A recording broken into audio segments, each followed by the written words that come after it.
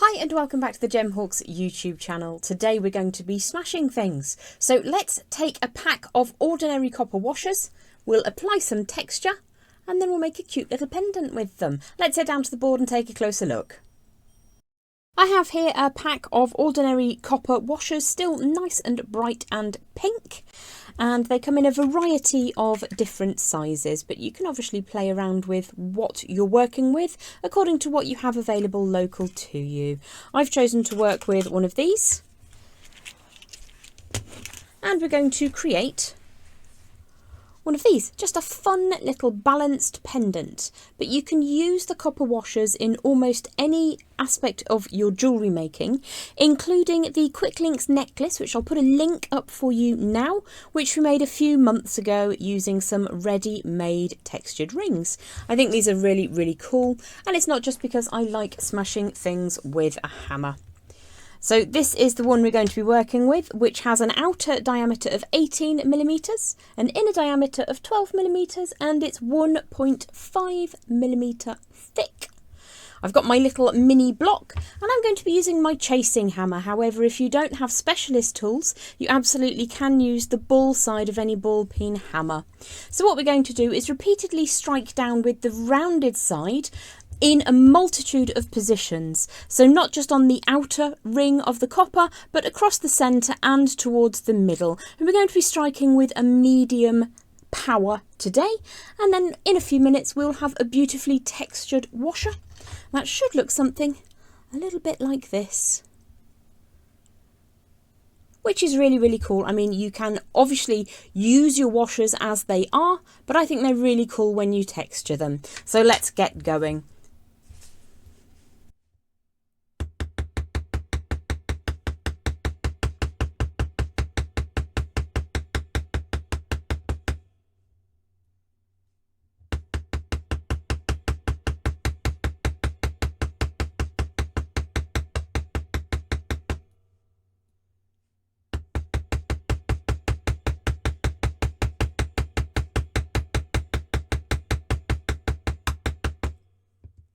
It really doesn't take very long to get that pleasing hammered texture, much like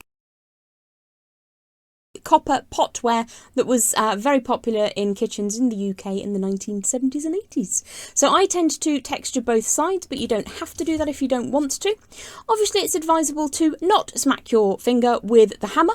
If you are worried that that might be an issue for you, then do feel free to use some tape to hold that down and do half at a time, remove the tape, switch it around and carry on. I'll just do the other side off screen, and then in a moment I'll show you how to add a little texture to the outside edges too.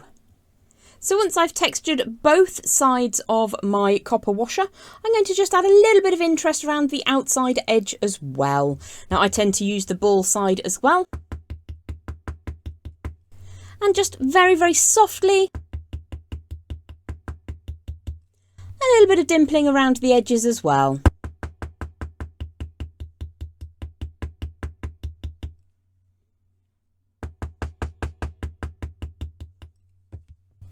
It really doesn't take long to get quite a pleasing finish to your very standard copper washer. So there are a multitude of uses for a textured copper washer in your jewellery making. Even if all you did was to hang that from an ear finding, really pretty and interesting jewellery. But it's really nice if you can suspend a bead across the middle as well. Let's head back down to the board now and we'll create that little woven pendant. I have a couple of 6-inch lengths of 1mm or 18 gauge wire, which is going to provide the structure for our design today. I'm also going to be working from the reel with some 0.4mm or 26 gauge wire. Now, if you work from the reel, you'll always be able to get the length of weaving you need. I've just got a scrap here to demonstrate the beginning of the weave. Now, when you're weaving with 2 wires, it's really important to start by weaving just around one of them. So let's go for 3 wraps around one of those wires, and then if I pop the second wire in, I'm going to work in 2 directions. So I've started about 2 inches from one end and I've got the short end of the wire towards the short end of the wire. So I'm going to do, I think, probably 3 and 1 for this weave. So I've wrapped 3 times around the lower of my 2 wires, and then I'm going to wrap all the way around both of them once, and then I'm going to tuck that wire up between the 2 of them and wrap 3 more times. Now, the beauty of a 3 and 1 weave is that you can look at it from both directions and it will look the same. So I'm not going to continue in that direction. As I said, this is a scrap of wire. It's a little bit tough. If I just flip that over, I'll show you how to trim away as close as possible. Use your flush cutters as close as you can get to that gap. And then we're going to use some fine tipped pliers just to rotate over the top to push the end of that wire down so that it sits as close to between those 2 wires as possible.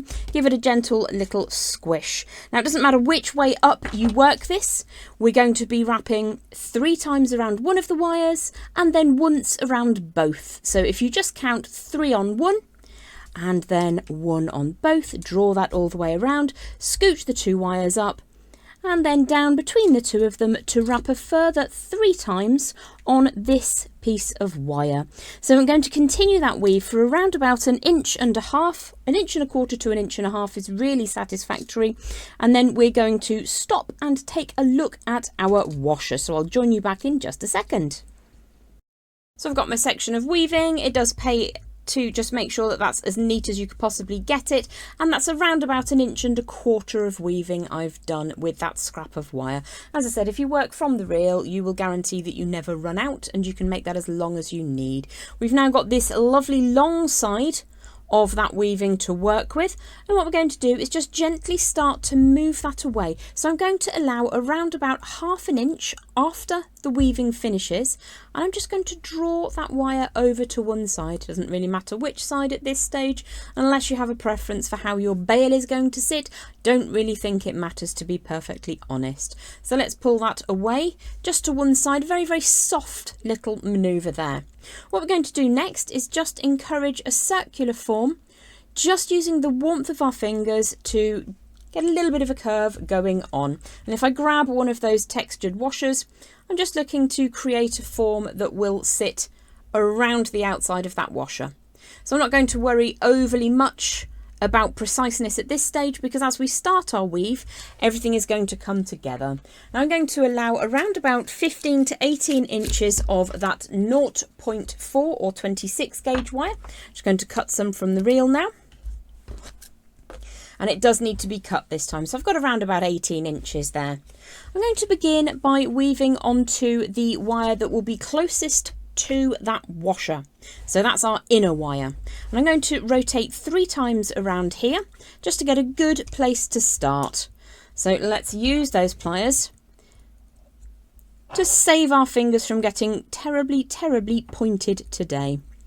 So I'm looking for 3 visible wraps. If I just rotate that all the way around to the back, I've got a minor injury on one of my fingers, so it's a little bit trickier than usual today. I'm going to trim that tail of wire away, make sure that goes in the scrap pot out of the way, and then squish that end down flush to that core wire. Tighten up your little bit of a coil, and then we're going to scooch that along a little way. So I'm going to go for 3 wraps around my inner wire. Let's move those out of the way for a second. And then I'm going to go for 1 wrap around the inner and the outer wire. Then I'm going to bring that tail up in between those 2 wires. Scooch that up nice and neat. We don't want a huge gap, just enough to put that wire up. Then I'm going to wrap 3 times again around that inner wire. So that's 2, and then that's 3. Push the wire all the way up again, getting some nice tension into it.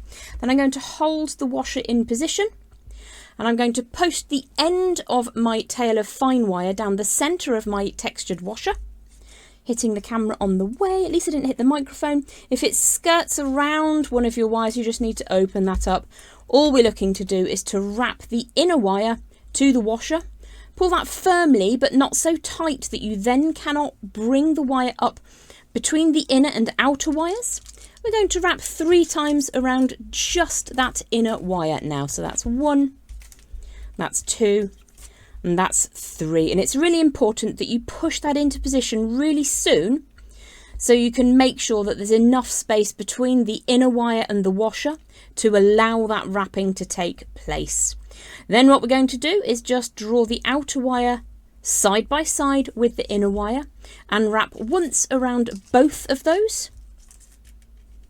Push the wires all together nice and neat and tidy. Bring the tail of the wire up between the inner and the outer wires, and then wrap 3 times around that inner wire. It's a lovely repeating pattern when you have 3 things that you want to draw together.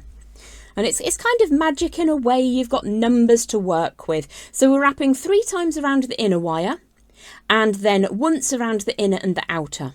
3 times around the inner wire, and then once around the inner wire and the washer. So again, we're going to take that tail down, pull it all the way through so it's nice and taut, draw the tail of wire up between the inner wire and the outer wire, and then I'm going to just continue repeating. So now 3 times around the inner wire, 2 and 3, before wrapping 3 times around the inner wire and the outer wire, and you're just flicking between the inner wire and the outer wire, and then between wrapping the inner wire and then around the washer as well. And it's a repeating pattern, so it's lovely and mindful to work with. I'll join you back in a minute when I've gone around about 2/3 of the way around that textured washer. So I've continued weaving around about 2/3 of the way around that textured copper washer, and I'll show you how you can turn this into a cute little pendant next.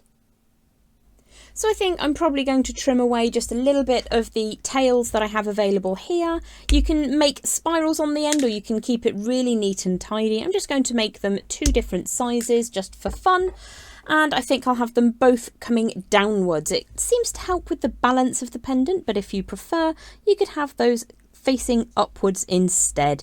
So let's start with an open circular form. Push that into your non-dominant hand and make that into a closed up spiral. Of course, if you wanted to, you could forego the spiral and just truncate the wire really soon after your last double weave, and then just tuck it round at the back if that's your preference. So I'm just going to gently move that slightly and create a second spiral. If you want them to be exactly the same size, of course, you can trim the wires to be the same size. So let's just push that around as well until we get some little spirals down at the bottom. If you wanted to, you could play around with the design and keep weaving until you get all the way back up to the top. Lots of different ways that you can use this. I just wanted to show you how you can use that textured copper washer in your jewellery. So let's just squish across that naked part to make it nice and strong. Give that a little bit of a press, and then what I'm going to do is just at the beginning of that woven section, I'm just going to push that wire forwards, grab yourself a round form to create whatever size bail you really want to use. And this is a very simple bail, made a round form, and I'm just going to wrap the tails across the front. So you can leave your dowel or your round form pencil, whatever it is you choose, in position, and take those tails around all the way at least once, or you could take them around twice if you want to. If you are going to take them around a second time, just tighten up that work before you move that around for a second time, and draw those all the way across. Let's just give that a quick squish, make sure everything is all good and strong before removing that dowel, and then you can separate these 2 wires and make teeny tiny spirals, or again you can take that around to the rear of the design and just cut it away if that's your preference. I'm going to make a teeny tiny spiral up at the top, and then one going in the opposite direction with the lower of those 2 wires from that neckline section. So they're really tiny, but it's just a cool way to make sure that the cut end doesn't go anywhere you don't want it to. So that's one of them seated in position. Let's just grab a hold of that second one, rotate that around, and then sit it flat up against the neck of the design. So it's a really simple twisted bail. Sits very nicely. Now, in order to get the balance correct, let's just see if I've got a piece of wire to hang this from. Because it's an asymmetric piece, it's going to hang really strangely because of how we've woven it, starting at kind of 11 o'clock and taking it round to about 4 o'clock, 4:30. So what you need to do is play around with that balance by just twisting this little neckline section, and you'll find a way that that sits really neatly. Now, we also made a sample piece earlier with a slightly smaller washer. And as I mentioned, you could simply hang those from your favourite type of earring finding, and they're really, really cute little earrings. You can play around with different sizes as well. Let me just grab the box of washers. So there's the box of washers. You've got lots of different sizes in this one, going down as small as a 9mm outer diameter, 5mm inner diameter. Slightly harder to texture, but you could certainly sit that inside your other washer. So it's lots of fun and a really affordable material to work with. Really affordable materials. You don't use a huge amount of wire. You can use really any colour wire that you fancy. I love working with copper just because it's so responsive to whether you're warming it through with your fingers, whether you're hammering it on a block. There's lots of different textures that you can get into as well. I've got somewhere in my tool collection, which is a little bit scarily large, a multi-textured head hammer, and you just take the plates off and you've got lots of different ways that you can attack metal. So whether you're working with sheet, whether you're working with large pieces of wire, or even strip wire, or even beautiful washers that you've just got from the local hardware store. I hope that you've enjoyed today's video tutorial. Do please remember to like and subscribe to the channel. I upload once a week for video tutorials, and hopefully there's something in my back catalogue that you will find useful or inspirational. Have yourself a beautiful day, and I look forward to seeing you again soon. My name is Jem. Bye for now.